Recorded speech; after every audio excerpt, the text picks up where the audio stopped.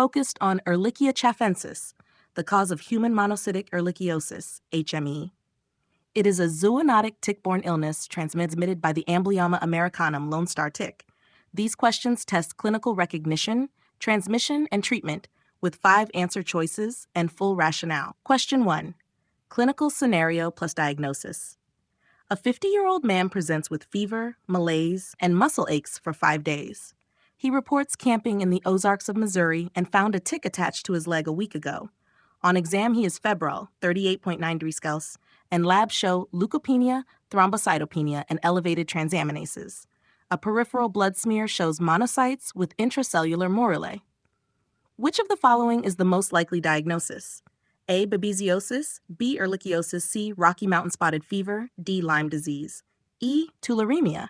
Correct answer, B. Ehrlichiosis. Explanation. This is human monocytic ehrlichiosis, HME, caused by Ehrlichia chaffeensis, transmitted by the lone star tick. Key findings. Tick exposure, amblyomma, fever, malaise, myalgias, WBC, platelets, LFTs. Morally, mulberry-like inclusions seen in monocytes. Why not the others? A. Babesiosis, tick-borne, but shows intraerythrocytic parasites, not morally. Causes hemolytic anemia. C. RMSF, presents similarly but usually has a rash, often on wrists, ankles, and involves Rickettsia rickettsii. D. Lyme disease, caused by Borrelia, with erythema migrans rash and late neurologic arthritic manifestations. E. Tularemia, ulcerar glandular disease from rabbit exposure or ticks, not typically associated with morulae and WBCs. Question 2. Treatment. A 41-year-old hiker presents with fever, headache, and malaise. He was bitten by a tick 10 days ago in Arkansas. Labs show thrombocytopenia, leukopenia, and elevated AST/ALT. Ehrlichiosis is suspected. What is the best initial treatment?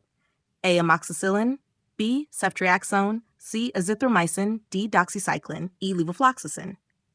Correct answer, D.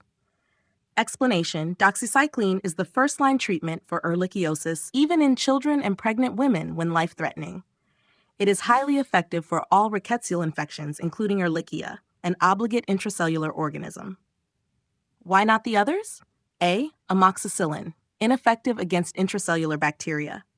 B. Ceftriaxone, used for meningitis, gonorrhea, not effective against Ehrlichia. C.